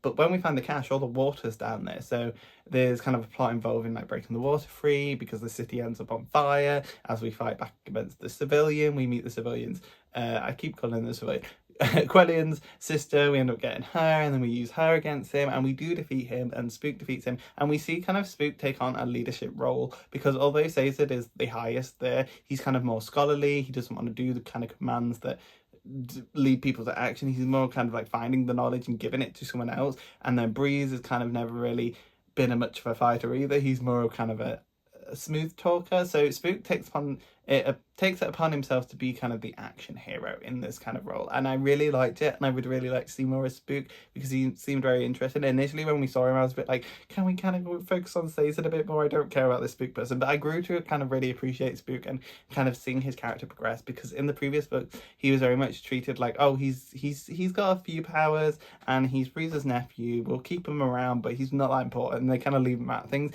and he's kind of worked his way up to becoming this important member of the crew, and I found that quite interesting. So yeah, their whole part of the story is kind of defeat the citizen, and that's about that. It does lead into branching narratives where we see Tensoon, the Kandra, is in the previous book, he went back to his people after the contract ended with Zane's death, and he is kind of going back to confess to telling Vin about the secret of her being able to, or like Allomancers being able to control Kandra, and he's very much like very noble, very stuck to his morals. He's like, I've done something wrong, I need to face the punishment, I need to be executed, blah blah blah blah. But when he gets back to his place, when he gets back to his people, we see that they function in a hierarchy of generations. So you've got the first generation, which are the very first Kandra. You've got the second generation that came after that, and they're a bit more snooty, and we kind of see some scheming for them trying to get control, because the first generation is very secluded. They don't come out as much, they're very quiet, no one really hears from them, apart from the second generation, who have kind of assumed the role of power in this society. We see TenSoon is the third generation, and the ones before that, ones after him are obviously further down, and they get a bit more kind of Gen Z as they go. Like, they use different kind of material bones and stuff, which isn't really traditional in the sense that TenSoon sees it, but it was very interesting to see that dynamic. And we see very much him brooding and trying to take on the punishment, but then he kind of gains sentience in the fact that the world is ending and that they're not doing anything about it. Like, even though he's told them the world is ending, Vin is the new kind of Lord Ruler. Vin is potentially the hero of ages. We need to like get out of this cave that we live in and start helping the world. The second generation are very much like, no, we have lived thousands of years, we will continue to live thousands of years, everything is going to be fine, we're not going to go out and help. And TenSoon is like, well, I know it's against my morals to escape and everything, but at this point, if you're not going to do anything, I may as well do something myself. And the younger generations also help to inspire this change. So he ends up escaping. He goes to meet up with our crew, Sazed and Breeze and Ham, and he tells Sazed all about this. And Sazed realizes, because I didn't mention, but Sazed is going through his midlife crisis after Tindwyl died in the previous book. He's become disassociated from everything he knew before. All his research, he's taken off all his bands, he carries them in a bag now. And everyone is noting how kind of depressed he is and how different he is. He's not like interacting with any of his scholarly duties, and he's questioning all the religions that he has. Like, he has like 300 religions stored up in his rings and stuff, and he is going through each one, kind of trying to figure out what their idea on the afterlife is and what the meaning of life is. And he's like, no, this is inconsistent, scratch that one out. No, this one doesn't help, scratch out. And he's going through all of them and kind of picking them apart. And this becomes important later in the book, but it's very depressing at the moment. And I didn't like depressed Sazed. I was like, no, my boy, like, he's feeling so down, he feels so alone. And the last that he thought of his race is dead, and like, he's the last one left, and he feels all the burden of carrying the knowledge of everyone else as well as knowledge he's accumulated. And then he feels bad for taking all his bangles off, but he can't bring himself to wear them. And my boy, I was heartbroken for him. But TenSoon finds him and kind of restores his faith, because he then comes to the conclusion, he comes to the realization that the lost Terrasenman faith that they originally had, that the Lord Ruler completely wiped out before they could start gathering knowledge and resisting him, was the same kind of religion that the Kandra follow, which is that the hero of ages is going to come and all this kind of stuff. And he goes with TenSoon back to TenSoon's little pit of operations, and we found out that it's in the pit of Hathen, where Kelsia was. How coincidental. They were just living alongside all the people being forced to do labour. But yeah, I'm surprised like no one accidentally dug into their home and was like, oh look, the Kandra are in here. But I'm guessing the Lord Ruler would have stopped that. But he goes back there, and there's a whole kind of coup with the second generation trying to take over. But we ultimately deal with that. But that's getting towards the end of the book, so I should pause on that for now. Oh, and also, just before we pause, they find the hidden atium stash, which we've all been wondering where it was. We initially thought maybe it was in the final bunker, which was in the Cadrex city that Vin and Ellen were going to. They thought that one would hold the atium, but we later found out it doesn't. So everyone's like, where the hell is the atium? Where's all this atium that the Lord Ruler was mining? Because it's like this really powerful metal that'd be really useful to try and find a hero of ages and stop the end of the world. But it's not anywhere. But then in the very kind of drawers at the end of the story, we find out that it's been in the pits the entire time, that the Kandra had been guarding it, and the Lord Ruler, who seems to not have been such a bad guy the entire time. Like, he was definitely a bad guy. Like, the dictatorship that he ruled was very harsh and horrible, and the subjugation of the Scar people, terrible. But in terms of him trying to prepare for the end of the world, he was quite helpful. And he'd kind of been gathering all the atium and sneaking it back into the pits and hiding it as a stash, because it relates to one of the god figures that we find out later in the book. I'm getting way ahead of myself. But the atium is in the pits and the Kandra were looking after it. So it's very lucky that Sazed and Tensoon went back and stopped the second generation from giving that to the godlike entity that I'll mention in a minute. Yes, there's gods in this book, but I just wanted to catch up that side of the story so we can hop back to Vin and Ellen now. So back to Ellen and Vin, they are gathering more Kolos, and Vin kind of figures out that that Quellion, no, not Quellion, the other one, Yeoman, has a Mistborn, and there's kind of a thought that maybe it's her brother. I think it appears as her brother at one point. I didn't really kind of catch on to what was happening there. Was it her brother? I can't remember. I don't think it was her brother. I think it just appeared as her brother to confuse her. But within this storyline, we find out that there's two godlike deities. There's ruin and there's preservation. And basically the lowdown with those two is they created the universe, because neither can create by themselves, they have to create together. So in kind of a agreement between preservation and ruin, they created the world, and preservation created humanity, with the understanding that one day ruin could destroy it all in its help of making humanity. And there was a bit of preservation in all of humans as well, which then weakened preservation. And because they were always fighting, there was kind of a situation there, and then preservation ends up using a large majority of the last of its life force to trap ruin, this destructive force, in the Well of Ascension, which Vin later releases. And that's the force that was released in the end of the previous book, was this really evil entity called Ruin. I don't think I ever clarified, but the whole prophecy of the Hero of Ages had been made up by Ruin. He was like changing the word to the prophecy, and that's why she released him. Who then starts to play against all our characters, and he kind of takes over all the creatures. So he takes over the Inquisitors, and that's why they were being really menacing previously. And we find out that he has the ability to kind of pierce people with spikes of metal, and as long as there's at least a little bit of metal in them, he can control them and influence them. Not to a great extent, it kind of depends, but he can kind of influence people.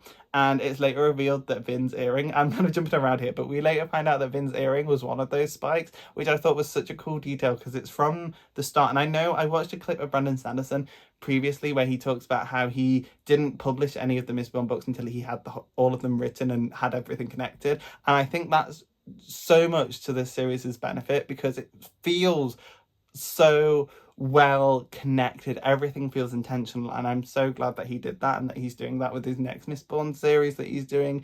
But yeah, I loved the dedication there to make sure everything connected, and the little earring became important. And even Vin's like, I actually don't know why I've been wearing this in the entire time, and we found out it's because Ruin was influencing her.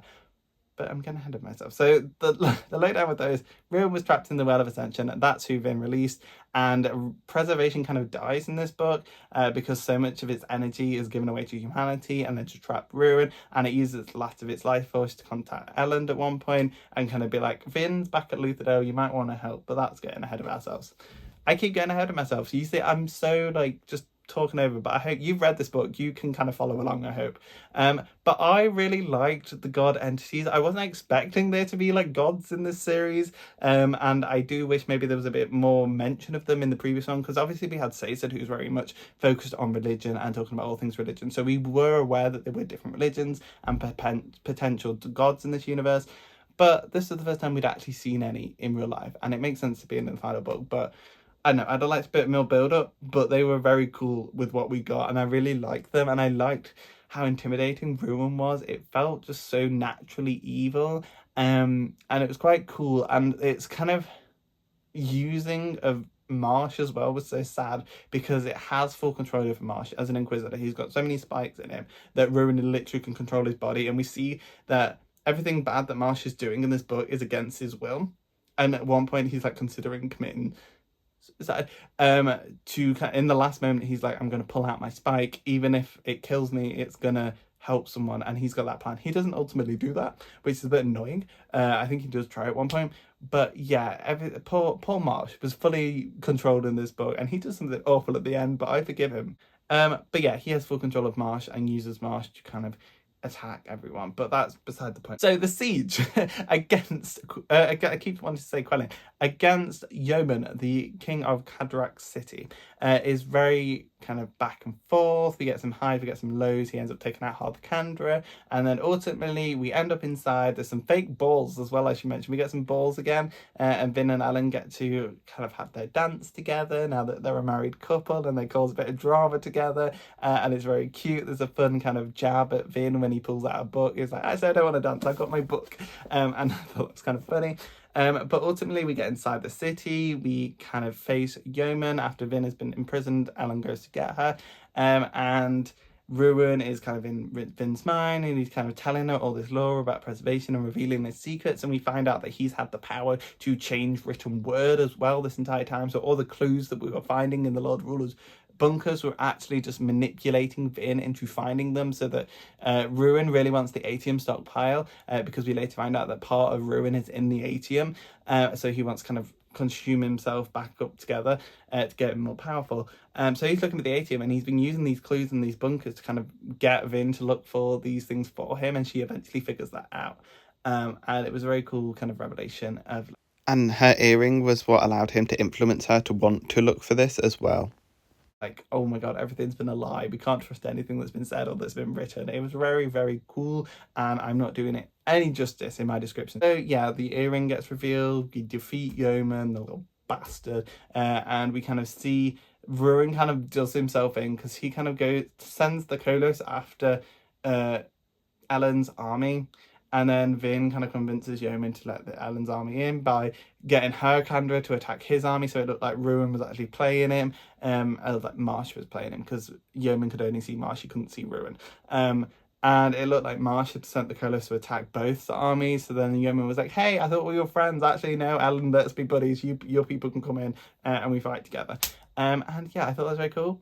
We end up back at Lutherdale at one point, and there's a funny scene where Tensoon was back in Lutherdale because he was looking for Vin on his first attempt at escaping, and he uses Kelsey's bones again, which I thought would be a bigger thing, but it was kind of just a thing to get the citizens of Lutherdale to think Kelsey had been alive, because he walked down in Kelsey's bones and everyone's like, Kelsey, you're back, and he's just like, yeah, get to safety, and kind of saves a couple of them, and it kind of makes them all believe in Kelsey again. It was very interesting. I feel like I've been rambling a lot, so basically let's wrap this up. So Vin kind of ends up ascending to an astral plane. I know, a little bit kind of a jump from what I was just saying, but we're just going to go with that. She becomes kind of an astral form, and she is kind of battling it out with Ruin, trying to kind of reshape the world, but obviously she's not going to get any experience with this power. So there's like a scene where a tsunami's happening and she tries to help it, but because there's a balance between Ruin and preservation, anything she tries to do, he kind of blocks her from doing, and she kind of sees all the tsunami kill a bunch of people, and it's very much a battle between the wills, and eventually she does get the upper hand, and she manages to defeat Ruin, and that ultimately kills Vin as well. Vin dies. I am mad. I was hoping we would see her throughout the entire series. She's dead. 3 books in. She's the most interesting character set. We had Kelsey die in the first book. Vin died in this one. Not only Vin though, because Ellen also dies in this book. Because while she's battling Ruin, the Kolos, which have become this huge army that's been gathered, are now attacking the pits of Hathsin, because that is where Ellen is, and that's where the atium is, and Ruin knows the atium is there. So the second generation are trying to get out the atium, and Caesar's kind of holding the door. He's trapped them in there, and he's using all he's got to try and hold them in, and we're all trying to buy time. So Ellen charges out into the Kolos, even though he knows it will probably get them all killed, but he's like, we have to delay to give other people a chance to live longer than we can, and he goes out to fight the Kolos. We find out that the immunization of all the army, because earlier in the book Vin and Ellen were sending their army out into the mist, because we found out that there's kind of a 16% chance that you'll die in the mist, but it's other percentage that you'll survive it, and those that survive it kind of become immunized to it. But we later find out that those that were immunized also got adamantic powers. So now we have an army of people that are able to use adamantium and stuff like that. Adamantium, that's Wolverine. Atium and different kind of adamantic powers. So we have an army of alamancers, and he goes out with them to fight the Kodos. We take out loads, but ultimately Marsh is sent in, and Marsh beheads Ellen, and it literally jaw floor. I was like, this can't be real. I was so expecting like time to be like reversed at one point, because I was like, so many main characters are dying. Like Vin's died, now Ellen's been beheaded. Like, what the hell is happening? Well, Ellen died before Vin did. And I was like, what the hell? Where's the plot armor when you need it? Like, you just killed Ellen. I was like, Ellen, my baby boy. And he gets beheaded, and his head rolls along the floor, and it's very descriptive. And I was like, I'm gonna cry. Ellen, please, please don't be dead. But he was dead. And Ellen dies, and it's all Marsha's fault, but I forgive him because he wasn't able to control his own body, and he really regretted it. You could see his inside monologue. He really didn't want to do it, but he was controlled by ruin. And my baby Ellen, sorry, I can't get over it. So Ellen dies, Finn dies, just as she manages to take over ruin, and she knocks him out, and then Caesar goes out. And we've defeated the second generation. The Atium, they use up the Atium, which is what weakens Ruin enough for Vin to defeat him, because they found out that Ruin is part of the Atium. So Ellen gives it all. So Ellen gives it all to his soldiers, and they burn it up within the fight with the Kolos, and that's how they kill so many of those as well. But they use up all of that. Weaken Ruin. Finn takes him out, and then all that's left is Caesar, and he walks out of the bunker, which everyone is in. They've gathered all of Luthadelians and all the citizens of the Dominances into, as many as they could, into the bunkers to kind of keep them safe from the Kolos. And Caesar goes out, and he finds Vin's body, he finds Ellen, and he kind of becomes the hero of ages. I think that's what happened, is Caesar was the hero of ages, because he suddenly gets all this power, and he starts reshaping reality. And it's such a cool scene. It's like right at the end, and he's reshaping the world. He puts the planet back into the right location, because we found out earlier that the Lord Ruler kind of moved it a bit too far away, and that's why there were volcanoes to try and keep it warm and stuff like that. So Caesar puts the planet back in the right place. He reshapes the continents. He gets rid of all the volcanoes and the ash. He brings back civilizations, all the religions that he'd learned. He brings them back, and he brings the people that believed in them back. So we've got all these different kind of groups of people that are now in the world and populating the world, which I assume is kind of hinting at what we'll see in the future books, of the civilizations and the people we'll see in the future books. They all get brought in, and it's very much kind of like Narnia vibes. I don't know if that makes sense, but that's kind of what comes to mind, of like creating this world. Like in the first book where Aslan is making all of Narnia. I forgot the name of the place. Aslan's creating all of Narnia. It felt a little bit like that. And yeah, it was such a cool scene. And Caesar is like putting it all together. He's fixing all the wrongs that were put in the Lord Ruler, and he completely fixes the world. He gets rid of Luthadel, and eventually everyone comes out of the bunkers, and they're like, where's Luthadel? Where are we? Why are we in a field of grass? The sky's blue. Vin has always been dramatic, but did she do this? And they find the book of Caesar telling them what he'd done and what happened and all the history. There's a bunch of other books there about all the histories, and he's like, please don't let us forget what happened. And he's kind of off in the ethereal as well. He's gone as well. So I don't know if that means we're never going to see him again. If we don't see Vin, Ellen, and Caesar ever again, I'm going to be pissed. But we also kind of get hints that he can also commune with the afterlife, because we get him. He's like, oh yeah, Kelsey wants you to know. Oh, blah, blah, blah wants you to know. And I'm like, oh, so you can communicate with the dead. So at least they're all together in the past, like in the death together. But it's very intense. It's very cool. And like that last couple of pages was just so, it was such a reward to read. It felt so cool. It just took me breath away. It really did. Spook looked up, staring at the strangely empty blue sky. Belair came over and knelt beside him, glancing over his paper, then gave him a quizzical look. You're troubled, she said. Spook shook his head. No, he said, folding up the little strip of paper and putting it back in his pocket. No, I'm not troubled. In fact, I think everything is going to be all right. Finally. And that's because of our babies, Ellen, Finn, and Caesar. Rest in peace. Rest in peace. I don't know why I did the Hunger Games salute. But rest in peace, guys. It was nice knowing you. But yeah, I think that's pretty much everything that I want to say. I have some notes here. So, Mist granting Allomancy. talked about that. Sorry, I'm looking at my sheet of paper. I have some notes at the bottom, like, make sure you mention these. Rune and Preservation Law, I said that. ATM, Mistborn, etc. Oh, we find out towards the end as well that there are more kinds of allomancers than there were before. And also in Caesar's note to Spook that he leaves at the very end, the book telling Spook what's happened and that this is a new world. Do good for yourself. Don't let it turn out like it did before. He also kind of like teases them like, hey, there's 2 more metals that you don't know about. Go find them. And I'm like, couldn't you just tell them like you're literally God at this point? But no, he wants there to be more content. So he's like, yeah, there's 2 more metals out there somewhere. You should probably go find out what they do. Like, I'm not going to tell you, but just go find out what they do, okay? But yeah, we found out there's Mistborn with like the ability to use atium now, and duralium and stuff like that. So there's a lot more range now in the kind of different magic powers that people can use, and I'm sure that will come up in the next books as well. Caesar's final message, I've mentioned that, and yeah, still 2 more metals, I mentioned that. So that is pretty much everything I've written down on here. I'm probably forgetting to mention some stuff, and there's probably some stuff I'll kick myself for not talking about, but I think I'm going to leave it there because I feel like I've been talking for a while, and I really do hope that my love for this series has been captured across, because I have been all over the place. You've seen how frantic I've been coming. I'm like talking 500 words a minute, because I just have so much to say, but so little time about this series. So if you want to discuss this down in the comments, or you want to send me a DM on Instagram, I would absolutely love to discuss this book and this series, because I've absolutely thoroughly enjoyed it. I've not had a book for a while, especially fantasy, because I've kind of stopped reading it as much.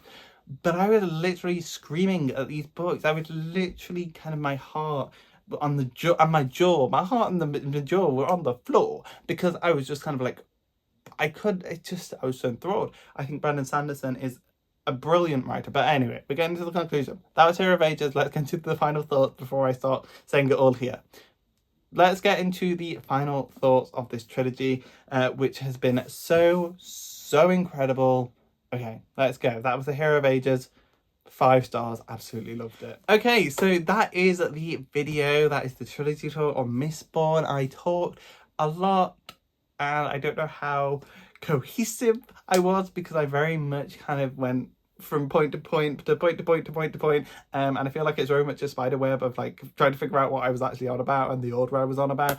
But I thoroughly enjoyed this trilogy. It was absolutely phenomenal. I think Brandon Sanderson is a true talent, and I think his name will go down in history, because these are fantastic. Like, I saw a reel the other day saying his writing is like a plain chip because it's not flowery, and I'm sat there like going, what the heck? Like, not everything needs to be flowery, fluffy. That's some people's form of writing. Not everything needs to be that, and just because it's not doesn't mean it's rubbish or that it's plain or it's boring.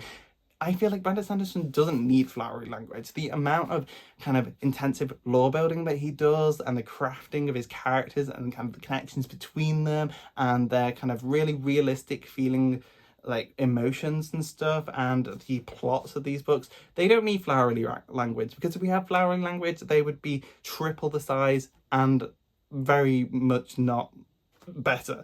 I think he does a very good standard writing style. It does the job, and even though it may not be completely flowery, I do think there's some really good descriptions and wording in there. I think he's really talented. So when it comes to ranking this trilogy, which I try and do in all my videos, but this one feels incredibly hard because I think they all were as brilliant as they were. Like, there's no standout one that I think should come last. I thoroughly enjoyed all of them, but I think controversially my favorite one, which I don't think will be a lot of people's, is going to be the Well of Ascension. This one, I know a lot of people, this is definitely not their favorite of the trilogy, but for me, I loved the drama of this one. I loved the jaw-dropping moments, the marriages, the fighting, the deaths. I loved it. I loved the politics and the arguing and kind of the manipulation between it all. I thoroughly enjoyed this one, and this is the one where I started to be able to scream at these books the most, because I was just like, oh my god, what are we witnessing? So this one would be my first one. Then I would probably, it's really hard to pick between these two. I really don't know, because the more I think about this one, I just think the ending carries it. So I might say this one, second place, or like second in the ranking. I think the ending really pulls it into that position, because at the start I was kind of like, I kind of don't like what they're doing with Ellen. I ended up liking it because it made sense for him to progress that way, because he's like, guys, the world is literally ending, we need to like stop being so moral, we need to just get our shit together. But yeah, I really just am awed by the ending of this one. I did really like Spook storyline, and I liked where Vin went. I liked where all the characters went. So I would have to put this one in second, I think. And then the third, but definitely not least, is Mistborn. And this one purely goes last because it's the kind of introductory, I guess. And I feel like we're more attached by the later we get in the series, which is a little bit unfair on this one. But I think this one is incredible as well. And it had Kelsier in it, and I really enjoyed Kelsier. I bloody hope he comes back. Like, Sazed, you've remade the world, and I know you kind of talked to him in the afterlife, so it's probably confirmed that he's dead, but you better have brought him back, okay? He did not get a chance to shine. Bring him back, okay? You are literally God now, please. Please, you reshaped the world, you moved the planet, you could at least bring Kelsier back for me, okay? I don't ask much, just bring Kelsier back, please. Please, Sazed, please, wherever you are, please bring Kelsier back. But yeah, that would be my ranking. The Well of Ascension, the Hero of Ages, and the Mistborn, aka the Final Empire. Yeah, I'm so happy with. I've read these ones. How have I not read these until this moment? I'm in love with them. I love them so much. I don't want to read anything else. I don't want to leave these characters. I want to hold them in my hands forever. I don't want to leave Vin and Ellen and Sazed and Breeze. And I mean, Breeze is still alive. Oh, and also, yeah, guess Doxon's dead. In the previous book, I didn't think he died because we didn't find his body, but he didn't show up in this third one, so I think he's dead. Rip Doxon. Also, I can't remember what happened to Marsh. Did he die? I can't remember. I don't think he did. Did he? I can't remember. That's really bad. But yeah, I really enjoyed this video. So if you did as well, leave a like, comment, and subscribe. Let me know your ranking down below and all your thoughts down below. Do you disagree or agree with anything that I've said in this video? Let's have a nice discussion. Leave a like, comment, and subscribe.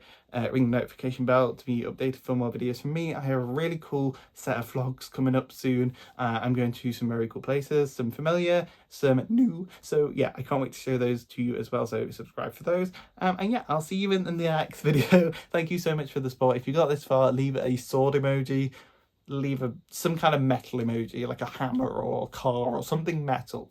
And yeah, I'll see you in the next video. Bye.